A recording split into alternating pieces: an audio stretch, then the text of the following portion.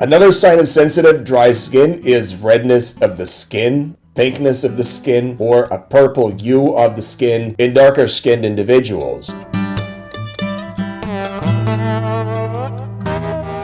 How does one moisturize the skin, and when does one need to moisturize the skin are very common questions I get when I see patients in my clinic, especially people who are struggling with dry and sensitive skin or other conditions that create inflammation on the skin, which in turn makes the skin more sensitive and in many cases requires moisturization. The secret to moisturizing is understanding when the skin signals to you that it needs to be moisturized, understanding those signs, understanding that language, and responding in turn.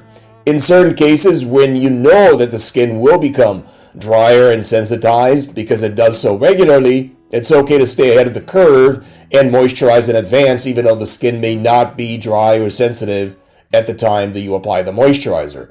So what are some of the signs that the skin gives you in its own language, skinese, that it's dry or sensitive and will require moisturization? Well, the signs are pretty simple to read. In many cases, you're actually seeing dryness of the skin, flakiness on top of the skin, dry skin, and cracking of the skin, especially when it comes to the legs and the arms. Ashy or chalky skin where there is a white residue on top of the skin, especially on the arms and on the legs, is another sign of dryness. And on the face, one can become flaky and you can have dandruff or scale that can appear on those areas. Another sign of sensitive, dry skin is redness of the skin, pinkness of the skin, or a purple hue of the skin in darker skinned individuals. Also, signs of irritation or sensitivity can be sensations of the skin, especially persistent sensations such as tightness, burning, itch, or even discomfort in more severe cases. So when the skin actually signals to you that it is dry, that it needs to be moisturized, how do you moisturize? Well, first of all, pick out a moisturizer that works for you. The best, most effective moisturizers out there usually belong to the category of the occlusives, meaning the oily moisturizers that create a barrier over the skin that is impermeable to water or is relatively impermeable to water. That gives the skin some space to create its own barrier, its own ingredients, and reinforce that barrier under the occlusive protection of the moisturizer in question. The best moisturizers out there, petroleum jelly, for example, our shea butter moisturizing balms are another example.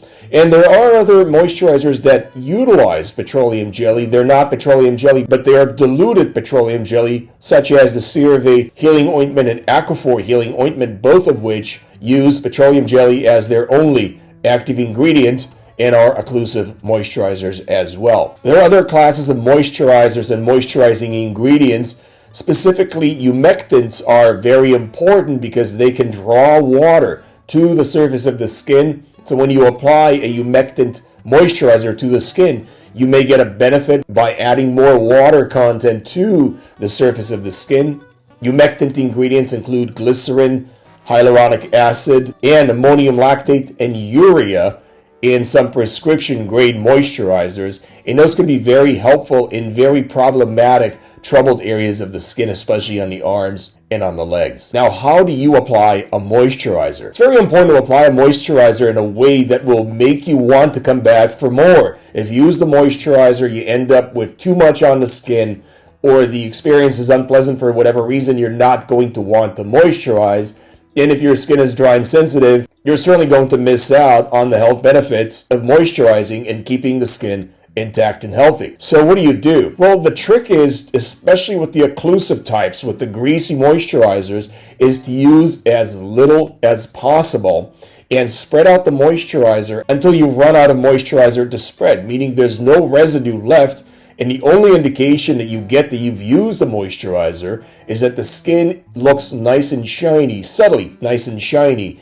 And that is an indication that you've actually applied a microscopic layer of the occlusive moisturizer on the area in question and have gotten exactly the effect that you need. So if you're using white petroleum jelly, for example, or our shea butter moisturizing balms, I encourage you to take a very, very small amount, almost a drop size amount, and start with that, spreading it out over the affected area, the arm, for example, until you run out of product to spread.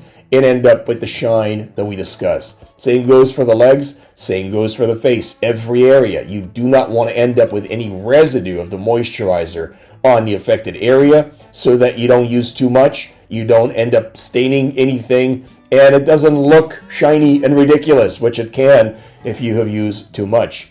Also be mindful of the frequency and be mindful of the signs that the skin gives you in the cases it needs to be moisturized. Don't do anything automatically, especially if you don't have dry, sensitive skin. I would not just rush to moisturize because everybody does it or everybody needs to moisturize. Moisturization is not a universal categorical need.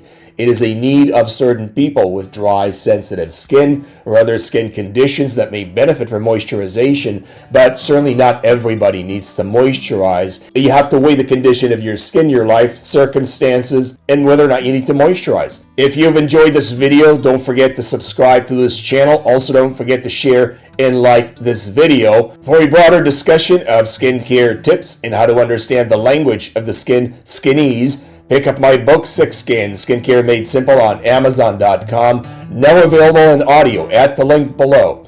More great content coming your way right from this channel. Thanks for watching, and God bless.